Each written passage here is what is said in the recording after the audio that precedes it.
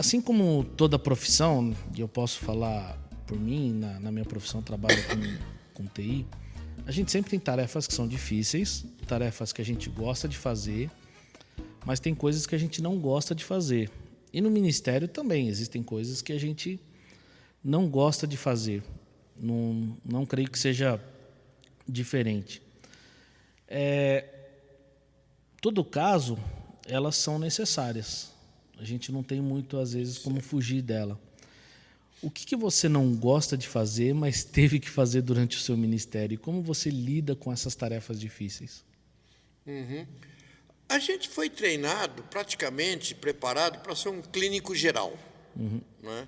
Um clínico geral. Uma coisa que sempre me marcou muito é quando eu tinha ou tenho que trabalhar com pessoas que têm algum distúrbio mental, emocional.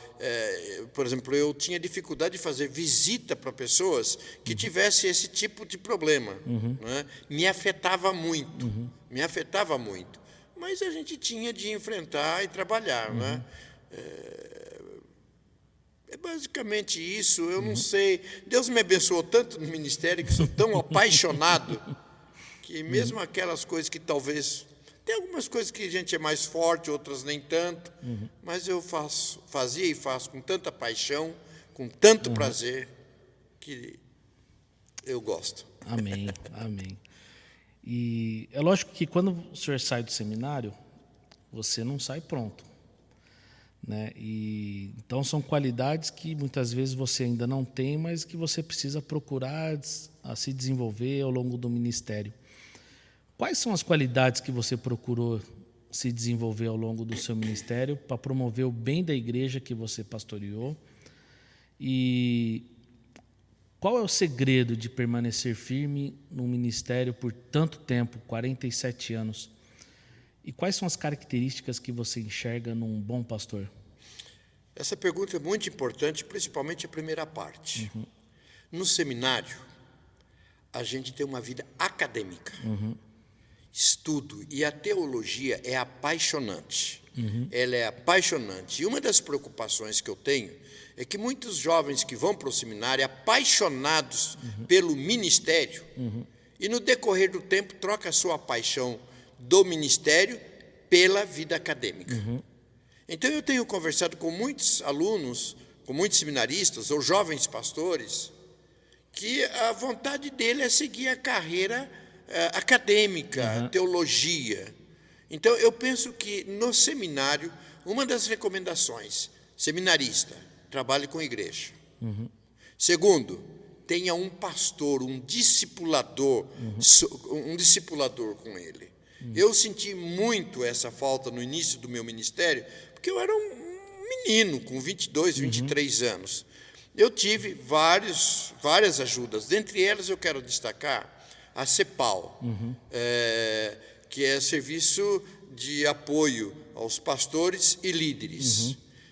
E eu busquei nesses encontros da CEPAL, onde eu fui muito abençoado. E depois dos congressos, eles tinham um programa para 10, 15 pastores, que eles convidavam a cada 3 meses, passava-se uma semana lá com esses pastores, Ari Veloso, Paulo Moreira e outros mais experientes, que me ajudaram muito. E hoje eu tenho o privilégio, eu fui convidado pela CEPAL. A CEPAL, de alguns anos para cá, passou a investir mais com missionários na Europa, e agora tem sentido a necessidade novamente de voltar a trabalhar com pastores mais jovens. E eu tive o prazer de ser convidado. Hoje eu sou missionário da CEPAL também, para trabalhar com pastores. Eu tenho um ministério que eu desenvolvo hoje, que chama-se Cuidando de Quem Cuida, que já venho desenvolvendo. E a CEPAL, tomando conhecimento desse ministério, me convidou. Eu acho que é um organismo muito reconhecido e respeitado no Brasil. Então, a palavra que eu deixo para os jovens, seminaristas e pastores, é o seguinte: não caminhem sozinhos. Não caminhem sozinhos. Não é? Procure sempre alguém que pastoreie, que acompanhe. Nós temos visto constantemente pastores deixando o ministério, tomando decisões mais drásticas, como suicídio e outros, uma das coisas que precisamos pedir ajuda é estar convivendo com pastores mais experientes. Pegando esse gancho que você mencionou dos jovens que vão para o seminário, se apaixonam por teologia e esquecem um pouquinho da paixão por vidas, né? Quando a gente sai do seminário, você sai com a cabeça borbulhando de teologia, informação, e eu costumo dizer que às vezes a gente sai com mais dúvidas do que certezas.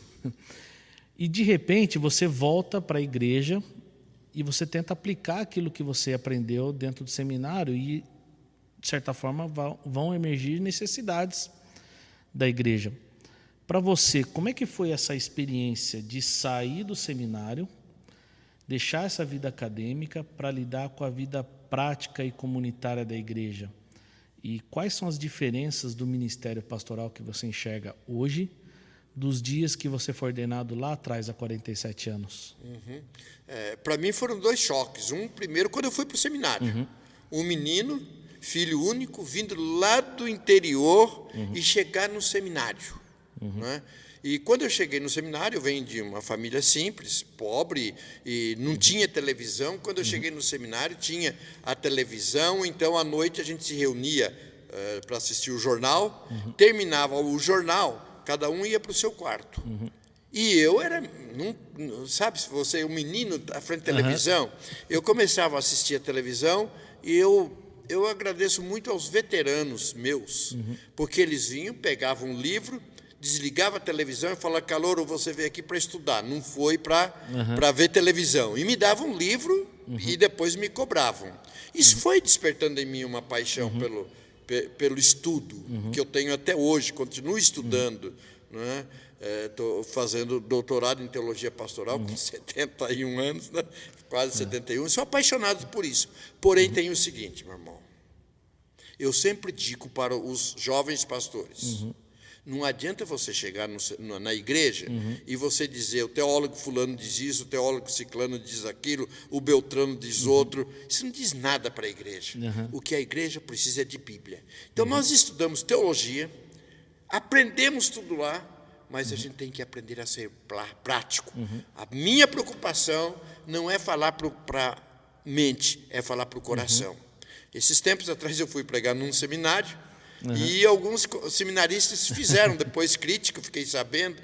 Eu disse: deixa tranquilinho, daqui uns anos a gente volta a conversar. O que a gente precisa se preocupar é falar para o coração das pessoas, porque cultura nós vemos em televisão, vimos em palestras, mas na igreja é palavra de Deus, é Bíblia, é mensagem para o coração. Amém.